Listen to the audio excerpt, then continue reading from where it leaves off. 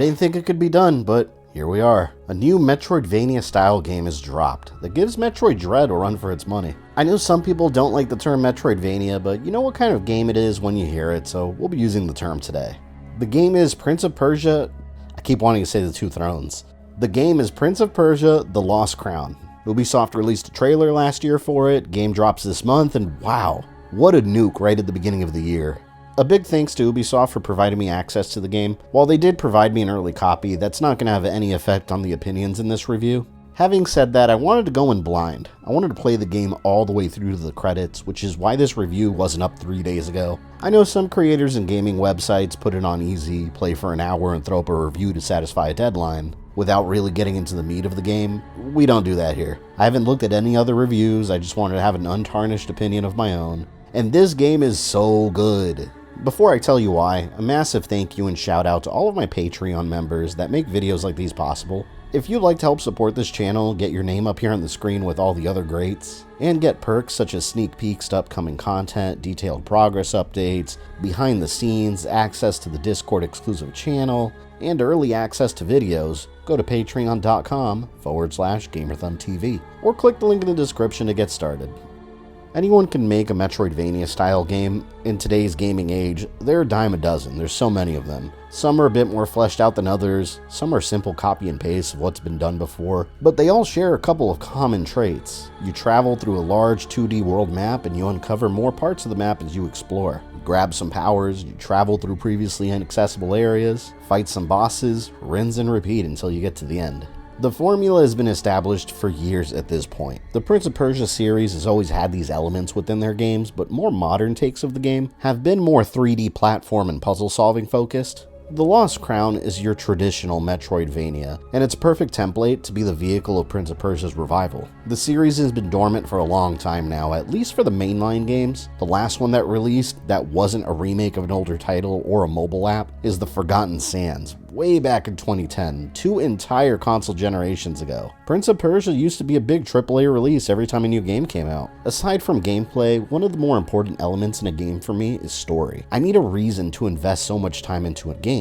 Why am I running from point A to point B? How are my actions affecting the world? What's my goal? Typically, games in this style are very light on story, even excellent ones like Metroid Dread. You get a basic objective, now go accomplish it. This is where Prince of Persia: The Lost Crown stands above the rest. The story is one of the most surprising strong points that I did not expect. I'd be playing for hours, tell myself, okay, 1 more hour, and then dinner time. And then I find myself 3 hours later wanting to know what was going to happen next. For this review, I will keep the story spoilers out because there is a lot to spoil. When you think you're getting near the end, they throw in multiple surprises, twists and turns to keep you engaged, and then a whole new area opens up, multiple times. In the story, the Persian Empire is going through a difficult time. There's famine and drought throughout its lands. The Queen of Persia is not doing a great job. It's being invaded by warriors from eastern lands. Things are not going well. And for the first time in the series, the Prince of Persia is not the main character of the story. There's been multiple prince characters throughout the series, and they're not all the same character. Although the character of the prince is in this game, it's a different one from the ones we've seen before.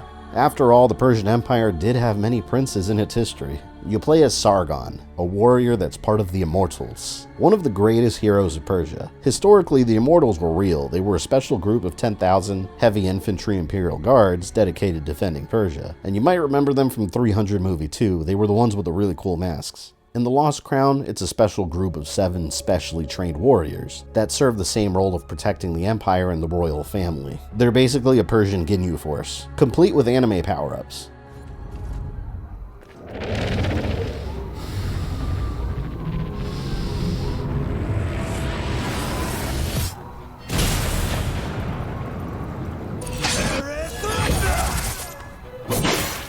As Sargon, it's your job to rescue the prince who's been taken to the mysterious Mount Kaf, a mountain from actual Middle Eastern mythology. In the game, it's a weird place where time is all messed up, physics don't always make sense, the past, present, and future all mixed together, and once you enter Mount Kaf, there's no way out. You slowly lose your mind as time becomes more and more meaningless with no proper flow. That whole setup is already engaging enough to set the premise for the rest of the game, but that's just the tip of the story. Eventually, it does branch off to secrets involving the royal bloodline, the history of the kingdom's previous rulers, the powers of the gods, not meant for mortal hands that are hiding in Mount Kaf. The story is very fleshed out, even more once you start discovering lore collectibles. It's easy to make these collectathon games where the items you collect are meaningless just to pad the length of the game, but these have actual story pieces that complete the history of this new Prince of Persia era. Great story? Check, but the gameplay is where the Lost Crown really shines. Traveling through Mount Kaf has to be fun traversing from one area to the next, especially since the overall map is huge, and I mean it is huge. Areas bleed into other areas where it doesn't look like anything is there initially, then you find yourself going through another labyrinth of corridors. And it's also incredibly helpful that you can pin parts of the map with different icons so you know where to return to if you find a secret treasure or maybe a wall you don't know how to bust open. At first you have a basic moveset involving jumping, sliding, attacking, but by the end of the game you've unlocked several time powers that are required to progress, and each one feels just as important as the previous ones. They each become part of the main flow of combat and navigation. Powers like creating a duplicate of yourself that can transport you to locations you couldn't reach before, being able to see through alternate dimensions where physical platforms come in and out of existence, a grapple that launches you in the air with different hook points. It's not just simple fast forward and rewind time powers that we've seen before. The ones here create really unique moments that made getting through particularly difficult platforming sections incredibly satisfying. If some of these moments look too difficult for you, don't let that scare you away from playing this game. The Lost Crown includes multiple difficulty settings where you can customize several aspects of the game to create your own custom experience. And there's no penalty since the game has no difficulty achievements. You can play through the entire thing on Rookie and get everything. There's even settings for more casual players that allow them to teleport through difficult platforming sections, and a guided mode, which I actually prefer, that highlights general areas of the map that you should explore next without it holding your hand. Even with this on, you could easily get lost for hours still, while you're trying to figure out where you should go next. I don't generally like toning games down and using accessibility settings, but they weren't meant for players like myself. But these options are welcome additions so other players can enjoy the experience however they choose to. More players in a game is a good thing.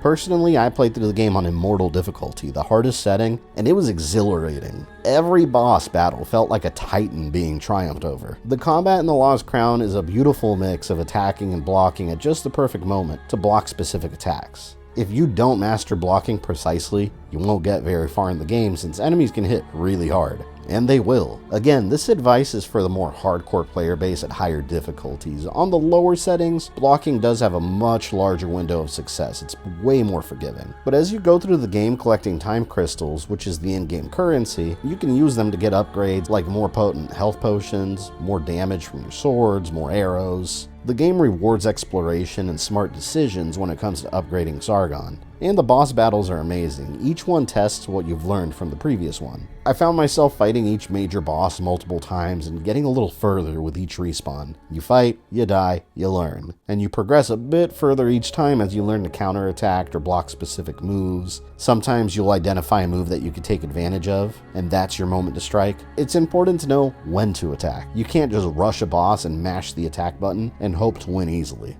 Prince of Persia: The Lost Crown is a satisfying experience for both the casual and the hardcore player base. There's something here for everybody that likes Metroidvania style games. And graphically, the art style works well. Sometimes it just looks downright gorgeous. I'd catch myself just staring at the backgrounds wondering what's over there. Standing on the edge of a drop and seeing giant wings far away, a red sun setting on a battlefield, a raging storm frozen in time. Every area you discover has its own look and feel. You aren't just traveling through old ruins that all look the same. One critique I do have about old school Prince of Persia, and I only had one performance issue while playing the game where I fell off a platform, died, respawned, and then the world around me just started vanishing. A small issue that didn't appear again once I force closed the game and reopened it on my Series X. My total gameplay summary: on Immortal difficulty took me about 33 hours from the beginning to get to the credits without rushing. I did take my time exploring and trying to collect everything that I could, secrets that I could find, etc.